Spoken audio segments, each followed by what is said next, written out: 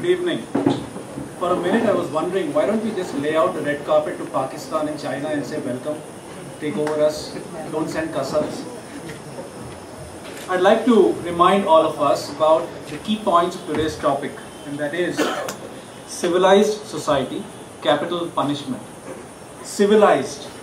Checking the dictionary, it says a high state of culture and development, both social and technological. Punishment is penalty imposed on someone for a fault or offense. Alright, let's keep our title in perspective. Purpose of punishment? Well, you want incapacitation, you want deterrence, retribution, restitution, reformation. All this is nice, and that's where theory ends. Because I'm not sure you would call somebody like Surendra Kohli civilized. 17 kids or 19 below the age of 17 raped, murdered, and bodies cut and buried in gutters. SPS Rathore, police officer, goes to assault a 17-year-old girl, Ruchika Girihotra, who commits suicide. Santosh Kumar Singh, a lawyer and a son of a police officer, murders Priyadarshini Matu. Vikas Yadav kills Nitish Katara because she married someone from another community. A case of honor killing. Civilized society.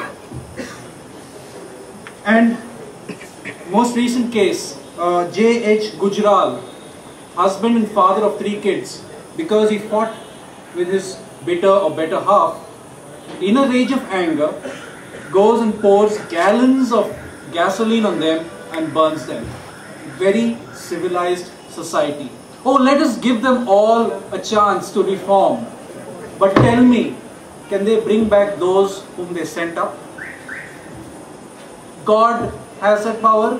These people are God because they took life. That's what my learned opposition team says. Please get them all back. I'd like to see them. Or let's form a nice cooperative society where all these members are there, and let's buy apartments over there. I'm sure our kids will be very safe. We talk about capital punishment being barbaric, etc. What did these people do? Case in point, Aruna Shanbag, a nurse doing her duty in hospital way back in 1973, told a ward boy, if you're not doing your job well, do it the right way. What does he do? Very civilized being that he is, gets angry, and when she's changing her clothes, assaults her, binds her in a dog chain, and sodomizes her. What did he get? Oh, he was reformed. He got 6 years in jail, and he took up a job in a hospital in Delhi. Aruna Shanbag is in a vegetative state for the past 33 years. Or if my math is right, 33. And most recently, there were people begging for her, for euthanasia. Civilized society. Does Balmiki, that guy who sodomized her, have a right to live? If he is God because he did that to her, can he undo what he did to her and give back those 33 years of her life? I'd like my learned friends to make it happen. Statistics show that abolishing the death penalty is not a deterrent, or the death penalty is not a deterrent. Then why do countries like Singapore have lower crime rates? Why do countries like the Middle East have lower rates?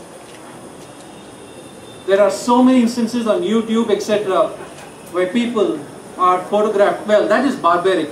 But the point is, they are not allowed to remain to cause more harm.